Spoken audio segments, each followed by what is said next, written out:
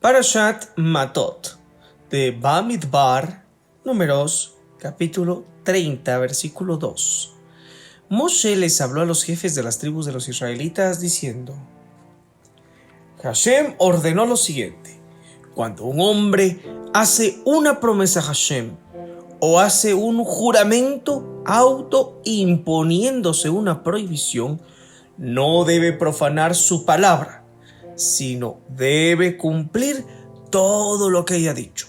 En cuanto a una mujer, cuando hace una promesa a Hashem o se autoimpone una prohibición siendo una muchacha, comentario, mayor que 11 y menor que 12, según unos comentarios, 12 y medio, antes de dicha edad, sus promesas no las comprenden y después su padre ya no puede anularlas. Continuamos siempre con el versículo 4. Que aún vive en la casa de su padre bajo su autoridad. Si su padre, a sabiendas de que ha hecho una promesa o que se impuso a sí misma una obligación, guarda silencio, todas sus promesas quedan en pie y todas las obligaciones que se impusieron a sí misma quedan en pie. Pero si su padre aborta sus promesas en el día que escucha acerca de ellas, ninguna de sus promesas ni de sus prohibiciones que se haya impuesto quedará en pie, y Hashem la perdonará, pues su padre le impidió. Comentario: hacer promesas. En el caso, ella hace una promesa, el padre o el esposo se la revoca sin avisarle y luego ella viola dicha promesa. Esa mujer requiere el perdón de Hashem, aunque de hecho no haya cometido transgresión alguna. Esto significa que cuando uno comete una transgresión, también requiere perdón, y por la intención y no solo por el acto. Continuemos con el versículo 7. Si ella fuese una mujer comprometida legalmente para matrimonio, es decir, arusá, que tiene sobre sí promesas, comentario, desde su época de soltera que aún no cumplió, o que se haya autoimpuesto oralmente determinadas prohibiciones, si su prometido escucha al respecto y guarda silencio el día que lo escucha, todas sus promesas y las prohibiciones que se haya autoimpuesto quedan en pie, independientemente de lo que dijera el padre de la chica. Pero si el día en que su prometido escucha al respecto le impide a ella cumplimentar esas promesas, anula de ese modo la promesa que ella tenga sobre sí, al igual que las prohibiciones autoimpuestas oralmente, y Hashem la perdonará. Toda promesa de una viuda o divorciada, toda autoprohibición que se haya impuesto tiene plena vigencia. Si una mujer hace una promesa o juramento autoimponiéndose una prohibición estando ya casada, si su esposo escuchó al respecto y guardó silencio, significa que no se lo impidió. De modo que todas sus promesas y todas las prohibiciones que se haya autoimpuesto quedan en pie. Pero si su esposo los anula en el día que escucha al respecto, ninguna de las promesas o autoprohibiciones que ella haya expresado quedan en pie. Como su esposo las anuló, Hashem la perdona. Toda promesa o toda prohibición que ella se imponga y que implique sufrimiento para ella, su esposo las puede confirmar o bien su esposo las puede anular. Comentario: las promesas de ella susceptibles de ser anuladas por su esposo son aquellas que impliquen aflicción para ella o que afecten al esposo. Versículo 15. Ahora, si su esposo guarda silencio durante todo el día en que escuchó al respecto, confirma así todas las promesas o todas las prohibiciones que ella haya asumido. Las confirma por el hecho de haber permanecido en silencio el día que escuchó las promesas que ella asumió. Y si él las anulase después de haberlas escuchado y de haberlas confirmado, él y no ella cargará la iniquidad. Comentario: por el incumplimiento de la promesa. O sea, él es el responsable por las promesas que ella haya hecho y ahora no puede cumplir. De aquí se infiere que uno es responsable frente a Hashem por cualquier falta en que hiciese incurrir a un semejante. Versículo 17.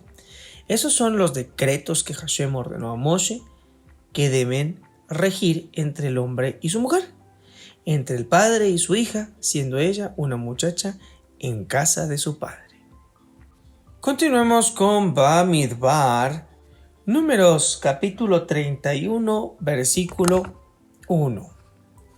Hashem le habló a Moshe diciendo: toma revancha por los israelitas contra los midianitas y luego fallecerás. Te unirás con los tuyos. Entonces Moshe le habló al pueblo diciendo: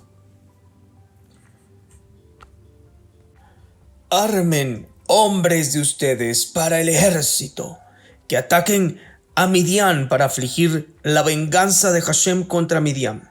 1000 hombres de cada tribu de Israel deben ser enviados al ejército, incluyendo la de Leví.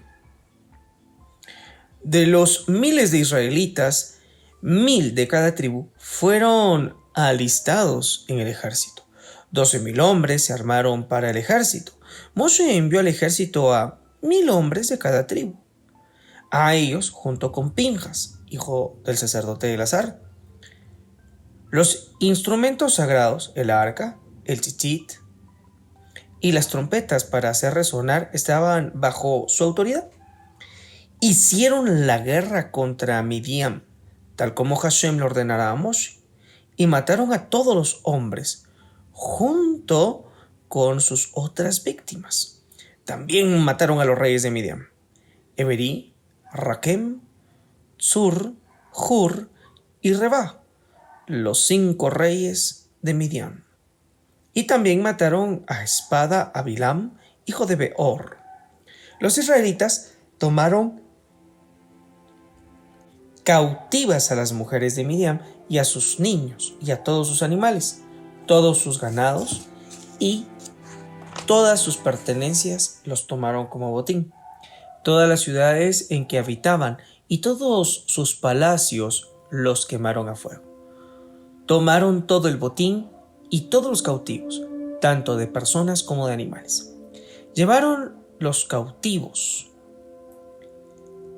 los animales capturados y el botín a Moshe, al sacerdote Eleazar y a la comunidad israelita, que estaban acampados en las planicies de Moab, que están junto al Jardín, es decir, el Jordán, en la margen opuesta a Jericó.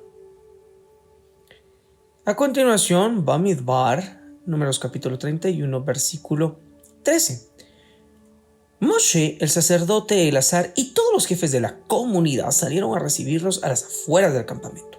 Pero Moshe estaba indignado con los oficiales del ejército, con los comandantes de los batallones de 1000 hombres y con los subcomandantes de las compañías de 100 hombres que volvían de la guerra.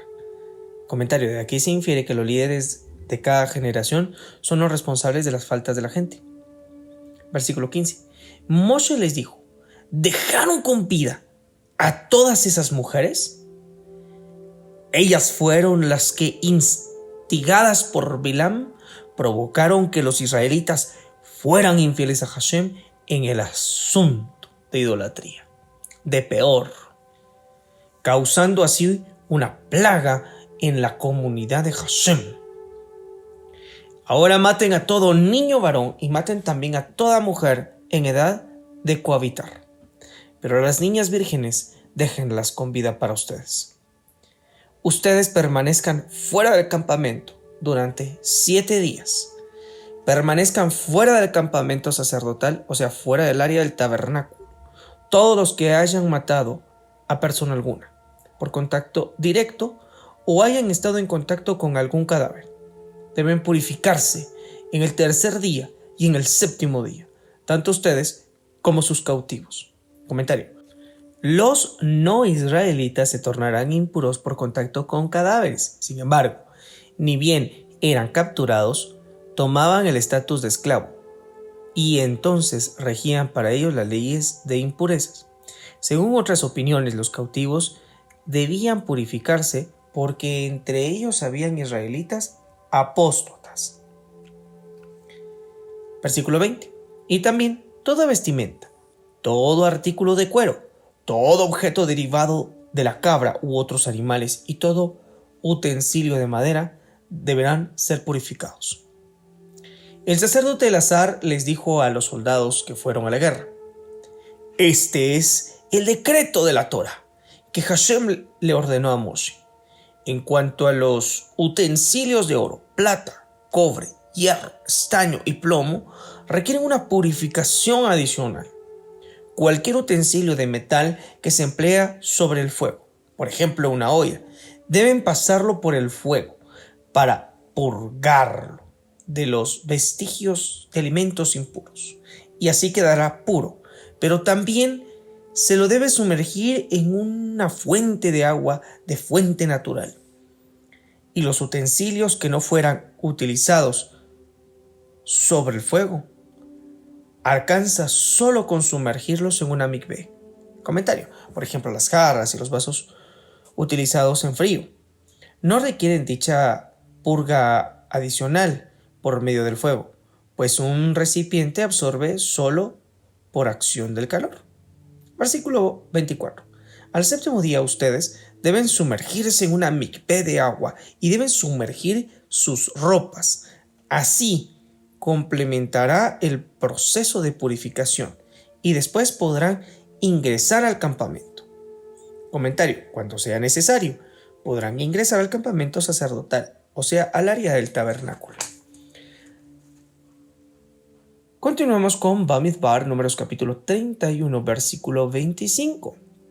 Hashem le habló a Moshe diciendo: haz el inventario del botín que tomar, tanto de personas como de animales.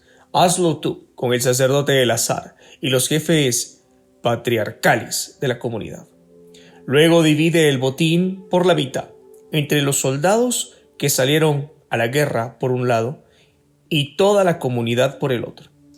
De lo que les toque a los guerreros, tanto en prisioneros como de ganado vacuno, de asnos y de ganado menor, toma 1 de cada 500 como tributo para Hashem. Toma dicho tributo de la parte que les corresponde a ellos y entrégaselo al sacerdote Eleazar como una ofrenda para Hashem, y de la mitad perteneciente a los israelitas, toma 1 de cada 50, tanto de la gente como del ganado vacuno, de asnos y de ganado menor, de todos los animales, y entrégaselo a los levitas, encargados de custodia del tabernáculo de Hashem. Moshe y el sacerdote Eleazar hicieron tal como Hashem le ordenara a Moshe. Además de los objetos que los soldados tomaron para sí, el botín consistía de ganado menor, fueron 675,000 cabezas, ganado vacuno fueron 72,000 cabezas, asnos fueron 61,000 cabezas y 32,000 personas, específicamente mujeres que nunca cohabitaron. De los versículos 17 y 18 se puede inferir que alude a mujeres que no habían alcanzado la madurez para cohabitar. Versículo 36. De todo eso, lo que sigue es la mitad correspondiente a los soldados, ganado menor, que fueron 337,500 cabezas, y el tributo del ganado menor para Hashem fue de 675 cabezas. De ganado vacuno habían 36,000, de los cuales entregaron 72 como tributo para Hashem. De asnos había 30,500, de los cuales entregaron como tributo para Hashem 61, y había también 16,000 personas, de las cuales entregaron 32 como tributo para Hashem, o sea, quedaron a disposición del sacerdote Elazar. Versículo 41. Moshe entregó el tributo de la ofrenda de Hashem al sacerdote Elazar, tal como Hashem le ordenara a Moshe. Continuamos con Bamidbar, Números capítulo 31, versículo 42. Lo siguiente es la mitad que Moshe tomó de los soldados para los demás israelitas, es decir, la mitad correspondiente a la comunidad consistía de los siguientes ítems: ganado menor, 337,500 cabezas; ganado vacuno, 36,000 cabezas; asnos, 30,500 cabezas; y 16,000 personas cautivas. De la parte correspondiente a los israelitas, Moshe tomó uno de cada 50, tanto de las personas como de los animales, y los entregó a los levitas, encargados de la custodia del tabernáculo de Hashem, tal como Hashem le ordenara a Moshe. Entonces se acercaron a Moshe los generales del ejército, los comandantes de divisiones de 1,000 hombres y los subcomandantes de compañías de 100 hombres, y le dieron a Moshe el parte de guerra. Nosotros, tus servidores, hemos tomado la cuenta de los soldados que estaban a nuestras órdenes, y no falta ni uno de nosotros. Y por consiguiente, hemos ofrendado la ofrenda de Hashem, las alhajas de oro que cada uno encontró en la guerra, cadenillas para los tobillos, brazaletes, aros y ornamentos que las mujeres llevan en sus partes pudendas. Comentario: ofrendaron esa clase de joyas como expiación por los pensamientos lujuriosos hacia las mujeres madianitas, según algunos comentarios. Siempre continuamos con el versículo 49. Como expiación de nuestras almas ante Hashem. Moshe y el sacerdote Elazar tomaron de ellos el oro, todas las joyas labradas, todo el oro de la ofrenda que hicieron para Hashem fue de 16,750 shekel. Todo eso fue donado por los comandantes de divisiones de 1,000 hombres y por los subcomandantes de compañías de 100 hombres. En cuanto a los soldados, cada uno se quedó con su botín. Moshe y el sacerdote Elazar tomaron el oro de las manos de los comandantes de divisiones de 1,000 hombres y de los subcomandantes de las compañías de 100 hombres, y los llevaron a la tienda del encuentro como recordatorio de los israelitas ante Hashem. Continuemos con Bamidbar, Números capítulo 32, versículo 1. Los descendientes de Rubén y de Gad tenían muchísimo ganado. Cuando observaron la tierra de Yaser y la tierra de Gilead, ubicadas al este del Jordán, vieron que el lugar eran aptas para el ganado. Entonces los descendientes de Gad y de Rubén fueron y le hicieron el siguiente pedido a Moshe, al sacerdote Elazar y a los jefes de la comunidad: los territorios enemigos de Atarot, Dibón, Yazer, Nimra, Heshbon, Elalem, Sebam, Nebo y Beón, todos ubicados al este del Jordán. La tierra que Hashem castigó ante la comunidad de Israel es tierra apta para el ganado, y nosotros, tus servidores, tenemos mucho ganado. Y le dijeron: si nos hemos congraciado contigo, que esa tierra nos sea entregada a nosotros, tus servidores, en propiedad eterna. Por favor, no nos hagas atravesar el Jardín para hacernos establecer allí. Entonces Moshe le respondió a los descendientes de Gad y de Rubén: ¿así que los hermanos de ustedes van a ir a la guerra y ustedes se quedarán aquí? ¿Por qué ustedes pretenden desanimar el corazón de los israelitas de cruzar el Jordán hacia la tierra que Hashem les dio? Ustedes pretenden hacer lo mismo que hicieron sus padres cuando los mandé desde Kadesh Barnea para explorar la tierra. Comentario: se refiere al episodio de los espías que en lugar de conquistar la tierra querían quedarse en el desierto. Versículo 9. Ellos, los espías, ascendieron hasta el valle de Eshcol, exploraron la región, pero después desanimaron el corazón de los israelitas para no entrar en la tierra que Hashem les diera. Y como consecuencia, en ese día Hashem mostró su indignación y juró diciendo: ninguno de aquellos hombres que salieron de Egipto, los mayores de 20 años, verá la tierra que prometí bajo juramento a Abraham, Isaac y a Jacob, pues no me fueron plenamente fieles, excepto Caleb, hijo de Jefuné, el kenizita, y Yeshua, hijo de Nun, pues ellos sí fueron plenamente fieles a Hashem. Comentario: Caleb es llamado kenizita en referencia a su padrastro Kenaz. Versículo 13. Por eso Hashem se indignó contra Israel y los hizo deambular por el desierto durante 40 años, hasta que falleció toda la generación que había hecho el mal ante los ojos de Hashem.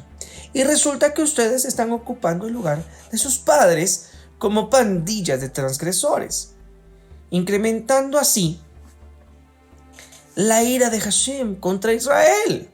Si ustedes se apartan de él, él dejará al pueblo nuevamente en el desierto. Así habrán exterminado ustedes a todo este pueblo. Entonces ellos, los descendientes de Rubén y Gad, se acercaron a Moshe y le dijeron: construiremos aquí corrales para nuestro ganado y ciudades para nuestros hijos, pero nosotros nos armaremos e iremos diligentemente al frente del ejército con los demás israelitas y lucharemos hasta que los introduzcamos en su territorio. Mientras tanto, nuestros hijos estarán en las ciudades fortificadas que construiremos ahora, a resguardo de los habitantes de este país. No retornaremos a nuestra casa hasta que cada uno de los israelitas tome posesión de su respectiva propiedad hereditaria. Nosotros no tendremos propiedad hereditaria con ellos sobre la margen occidental del Jordán, pues ya hemos recibido nuestra parte sobre la margen oriental del Jordán. Continuamos con Bamidbar, Números capítulo 32, versículo 20. Moshe le respondió: si hacen así, si se arman ante Hashem para salir a la guerra, si todo soldado de ustedes cruza el Jordán para conquistar la margen occidental ante Hashem y permanece allí luchando en el frente hasta que él expulse a sus enemigos de su presencia y la tierra haya sido conquistada ante Hashem, después podrán retornar y serán inocentes ante Hashem y ante Israel. Aunque tuvieses la certeza de que tus actos, dice un comentario, fueran loables a los ojos de Hashem, aún deberías esmerarte en procurar que tu forma de obrar no despertase sospecha alguna ante la gente. Por eso dice el versículo: inocentes ante Hashem y ante Israel. Continuamos siempre con el versículo 22. Entonces, esta tierra será propiedad eterna de ustedes ante Hashem. Pero si no lo cumplen, estarán transgrediendo contra Hashem. Y sepan que, no podrán librarse de la transgresión de ustedes. Ella, o sea, la transgresión, los asediará. Ahora construyan ciudades para sus hijos y corrales para sus rebaños, y hagan lo que prometieron. Los descendientes de Gad y de Reubén le respondieron a Moshe diciendo: nosotros, tus servidores, haremos lo que tú, nuestro amo, ordenas. Nuestros niños, nuestras mujeres, nuestro ganado y todos nuestros animales permanecerán allí, en las ciudades de Gilad, mientras que nosotros, tus servidores, los soldados, iremos ante Hashem a la guerra, tal como dices tú, nuestro amo. Moshe dejó encargado sobre ellos para controlar que cumplan lo pactado al sacerdote Elazar, a Yoshua, hijo de Nun, y a los jefes patriarcales de las tribus israelitas. Versículo 29. Moshe les dijo: si los soldados de Gad y de Reubén cruzan el Jardín para pelear junto a ustedes ante Hashem hasta conquistar la tierra para ustedes, deberán entregarles la tierra de Gilad como propiedad eterna. Pero si no cruzaran armados el Jardín junto a ustedes, deberán tomar posesión con ustedes en la tierra de Canaán. Entonces los descendientes de Gad y de Rubén respondieron diciendo: haremos todo tal cual Hashem nos ha dicho. Pasaremos armados ante Hashem hacia la tierra de Canaán y tomaremos para nosotros como propiedad eterna el territorio en la margen oriental del Jardín. Y en efecto, Moshe entregó a los descendientes de Gad, a los descendientes de Reubén y a media tribu de Menashe, hijo de Yosef, el reino de Sihón, rey de los Emoritas, y el reino de Og, rey de Bashan. Les dio el territorio junto con las ciudades comprendidas dentro de sus fronteras.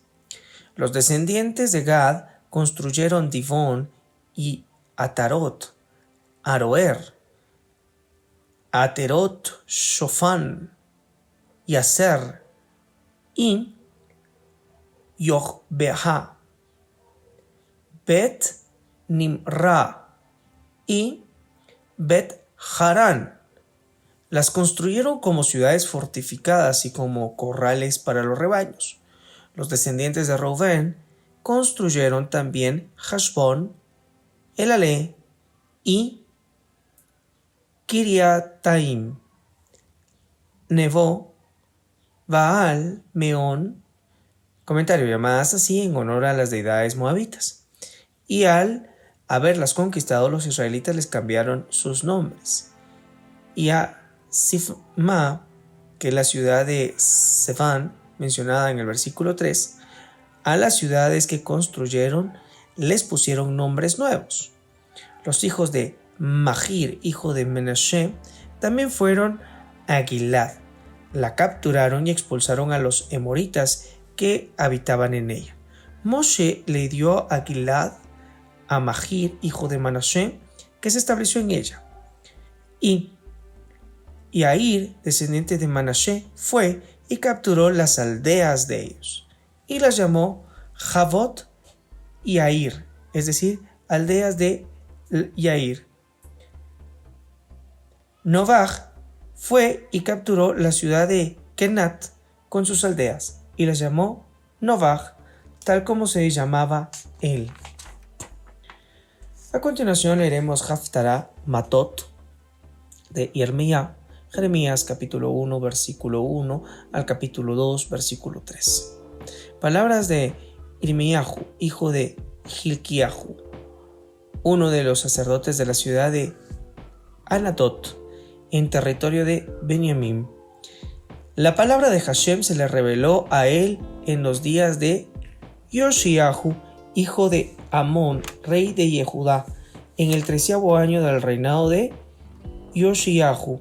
Esto fue a los 40 años antes de la primera destrucción de Jerusalén, y también durante el periodo del rey Jehoiakim, hijo de Yoshiyahu, rey de Yehudá, hasta el fin del 11º año del rey Tzidkiyahu, hijo de Yoshiyahu, rey de Yehudá, cuando Jerusalén fue exiliada en el 5º mes, o sea, en el mes de Av.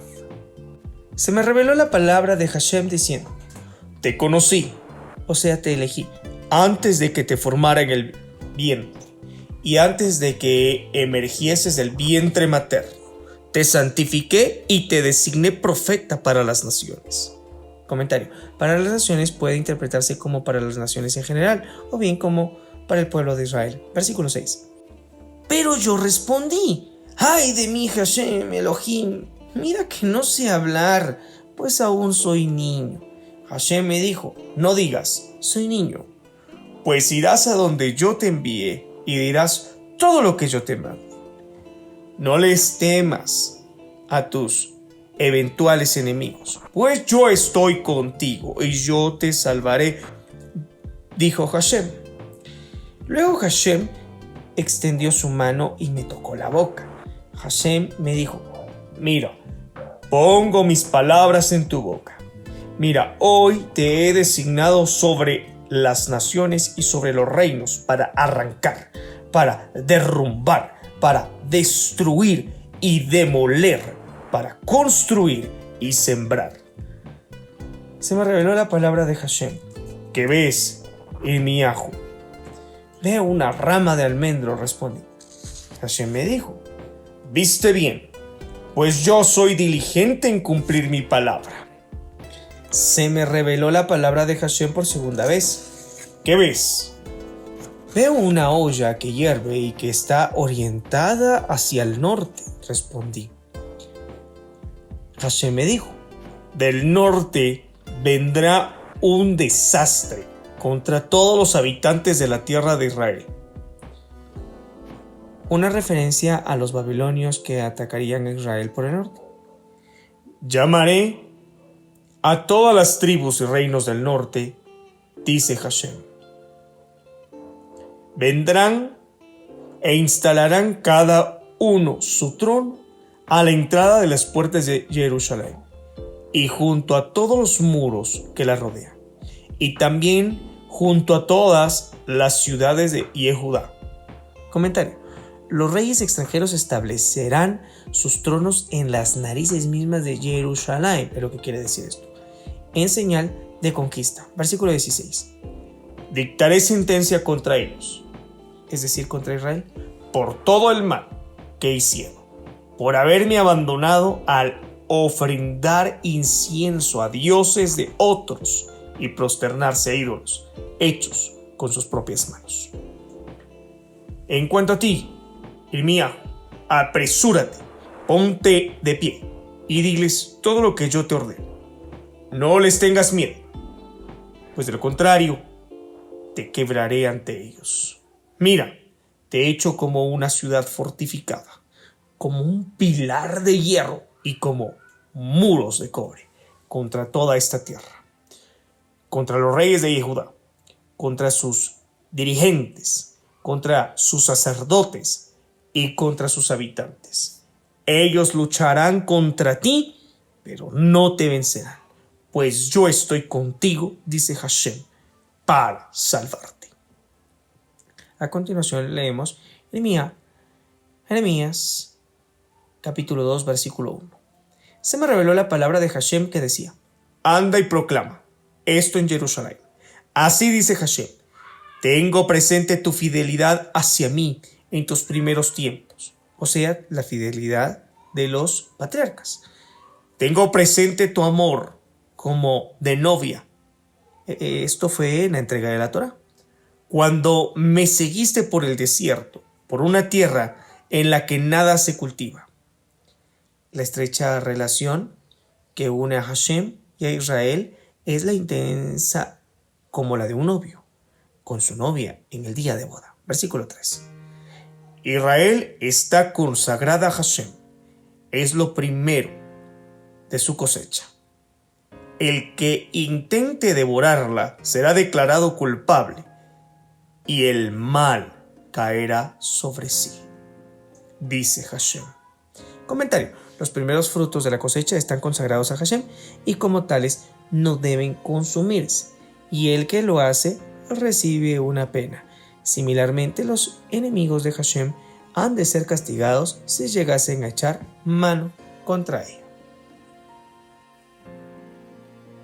El nombre de la porción Matot, que significa tribus o palos, nos recuerda el rol que debe tener cada sujeto y colectivos que adoran el nombre del bendito sea. Y por lo tanto, todo juramento que hacemos debe de ser cumplido. Por esta razón, esta porción narra que el violar un juramento, en hebreo se dice yahel, es equivalente a profano, es decir, a no sagrado. En hebreo se denomina hol, queriendo decir que para vivir consagrados, las promesas al Creador deben de ser cumplidas. Es decir, todo aquello que nosotros hemos prometido lo debemos de cumplir. Y nuestras palabras deben de ser consistentes con nuestros actos. El relato de las promesas de esta porción está relacionado a una palabra y es ascetismo. Pues en ciertos momentos podemos prometer abstenernos de un determinado elemento por ser un ejercicio que nos conduzca a la madurez. Sin embargo, no siempre estos ejercicios podrían conducirnos o generar madurez, pues en muchos casos el fin no es la privación que nos acerca a, sino es el ego que se obtiene. Es momento de analizar las verdaderas motivaciones de nuestros actos y practicar la austeridad nunca está de más. También aprendemos que aunque hagamos promesas, estas están sujetas a autoridades espirituales, pues la madurez de ellos nos lleva a aperturar con claridad la visión. Es por ello que un padre o un esposo podrían cancelar una promesa, el Creador siempre respetando a las autoridades, pues esta es una ley suprema. Otra forma de entender la anulación de las promesas es que aunque existe sabiduría en una promesa, me refiero a la palabra jochma, no siempre hay un entendimiento, es decir, la palabra hebrea biná. Esto quiere decir que en mi sabiduría no siempre habrá entendimiento, por lo que se debe combinar con la experiencia de otro para darle a esa sabiduría el entendimiento correspondiente. Por eso vivimos en un mundo que no es ermitaño, sino es colectivo. Es interesante ver cómo los madianitas no tenían argumentos para atacar a Israel. Sin embargo, fueron movidos a hacerlo. Esto por los consejos de los moabitas. De ello podemos analizar que en la vida existirán personas a las cuales no les seremos de agrado, por el simple hecho de no serlo. Y otros serán movidos por envidias y contaminarán con esas mismas acciones a terceros. De esto aprendemos lo que relata el Salmo 1.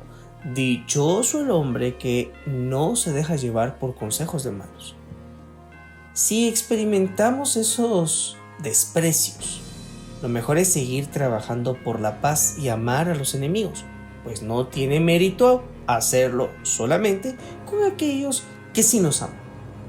Si quizás estamos siendo movidos personalmente o por un tercero a no amar a alguien, valdría la pena recordar el gran mandamiento. Oye, Israel. Continúa y dice, y amarás a tu prójimo como a ti mismo. ¿No es acaso esto un resumen de la ley? Pues, de esta guerra se relata que nadie murió. No faltaba ninguno. Esto quiere decir que no tendremos pérdida mientras busquemos la justicia, lo justo, lo bueno, mientras que busquemos el amor.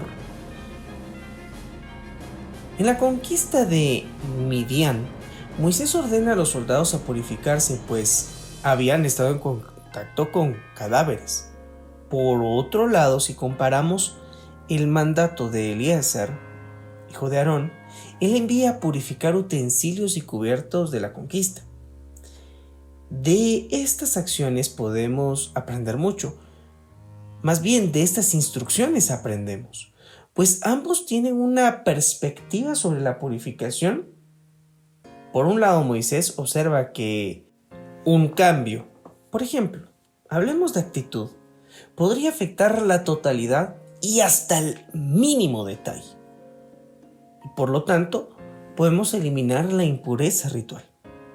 Por otro lado, Eliezer observa que los cambios generales no bastan para la purificación, sino que es necesario presentar atención en los detalles pequeños para alcanzar una pureza ritual. De esto aprendemos que ambos tienen razón. Tanto un pequeño detalle puede cambiarnos por completo como enfocarse en líneas generales.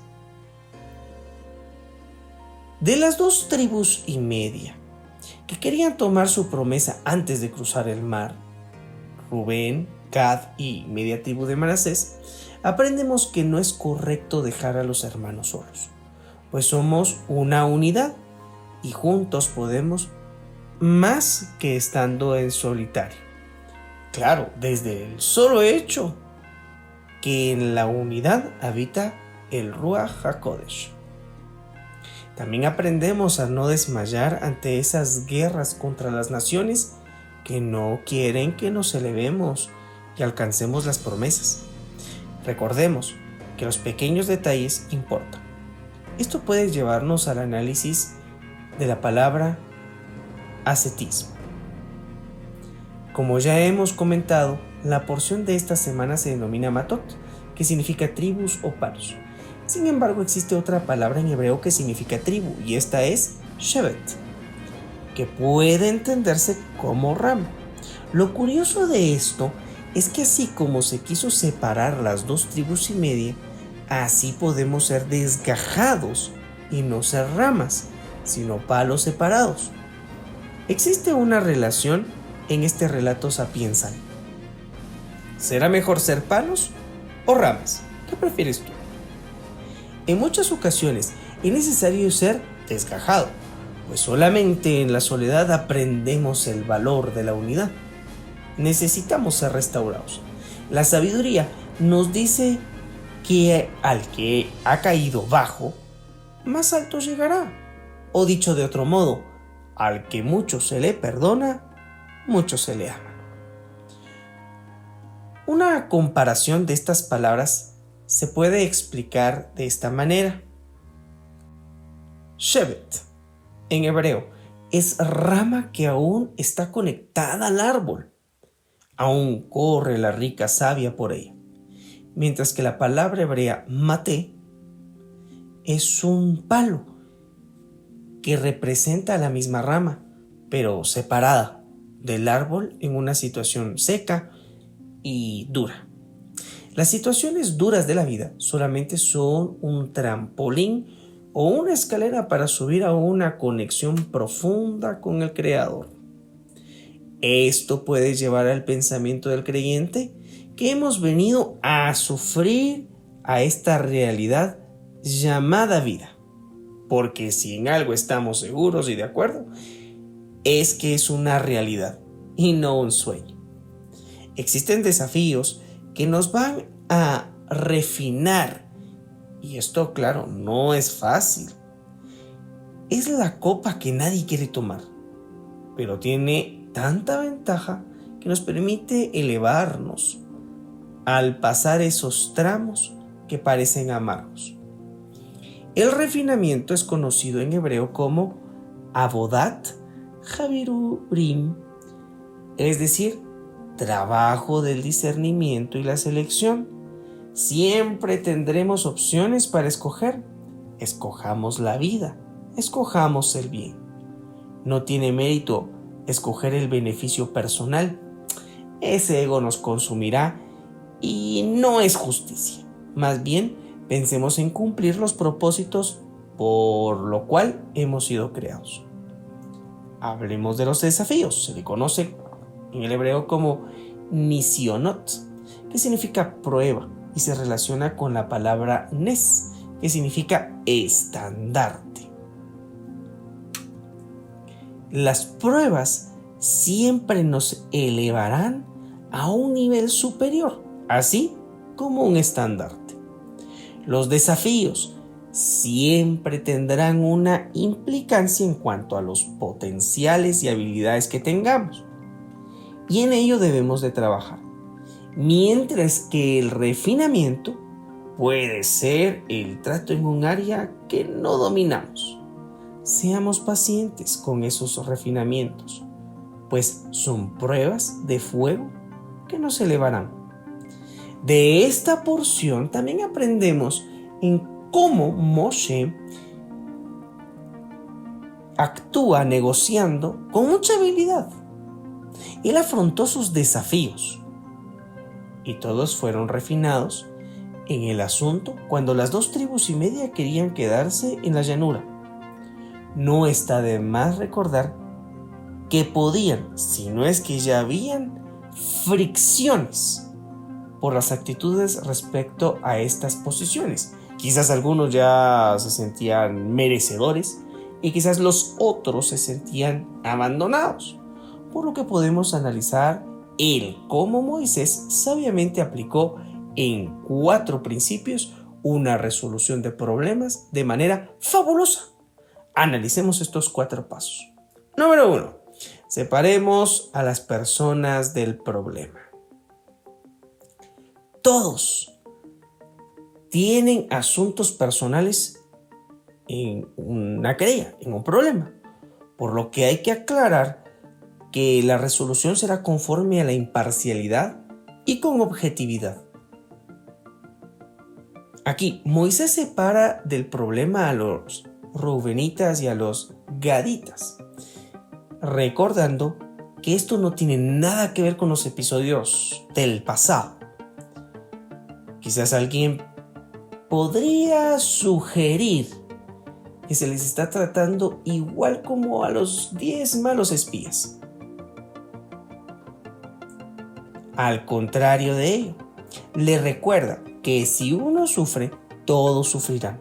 Y por ello nadie ganó en aquel momento. Es más, a causa de esa separación, de esas discrepancias, tuvieron que hacer 38 años más en el desierto. En otras palabras, mostró cómo se duele el conjunto, el cuerpo, y no la parte en individualización. Número 2. Enfocarse en los intereses colectivos y no en las posiciones individualizadas. No es ver quién gana, no es ver quién va a quedar por encima de, sino visualizar si es posible conseguir lo que cada uno quiere en esta resolución. Por ejemplo, Moisés les recuerda que si las tribus ponen sus intereses por encima de las demás, todos serían castigados en conjunto. Ambas posiciones se verían afectadas y los intereses se vendrían abajo para ambas partes. Número 3. Invertir las opciones para que todos ganen. Si las partes se ven beneficiadas, traerá justicia y unirá en lugar de dividir. Por ejemplo, la solución surge de la toma de conciencia de esas 2,5 tribus, quienes proponen de ellos mismos, por eso digo, toma de conciencia, una opción donde ambas partes se vean beneficiadas. Si estas 2,5 tribus tienen el beneplácito de juntar provisiones temporales, que es un requisito que ponen, entonces podrán pelear y estar a la vanguardia. Esto sería una garantía que se cumplieran las promesas y demandas de ambos grupos. Por eso decimos invertir las posiciones para que todos ganen. Número 4. y punto final para analizar este procedimiento. Insistir en mantener la objetividad. Es menester recordar que las partes deben de actuar conforme a lo pautado. En este caso, el compromiso de las 2 tribus y media será evidente, pues han prometido no volver hasta que la otra parte esté a salvo en el otro lado del Jordán y hayan conquistado la tierra. Aquí se visualiza que el compromiso y la objetividad del procedimiento de unificación para la resolución de conflictos ha sido un auténtico éxito para todos. Esta semana puedes profundizar en los siguientes 3 temas. 1. No nos conformemos o acomodemos. Crucemos el Jordán. Sigamos conquistando. 2. ¿Vale la pena ser asceta en estos tiempos? Número 3. El tiempo es una oportunidad de vivir en los mandamientos. Medita sobre las palabras refinamiento y desafíos y vive tus objetivos con entereza y emuná. Esa es la frase con la que cierro la porción de esta semana. Mi nombre es Juan Carlos Castillo Rodríguez y ha sido un gusto compartir contigo esta parashá. Puedes encontrarnos a través de nuestros diferentes medios sociales y en nuestro sitio oficial www.shedeur.com. No olvides ser luz a donde quiera que vayas. Shalom, shalom.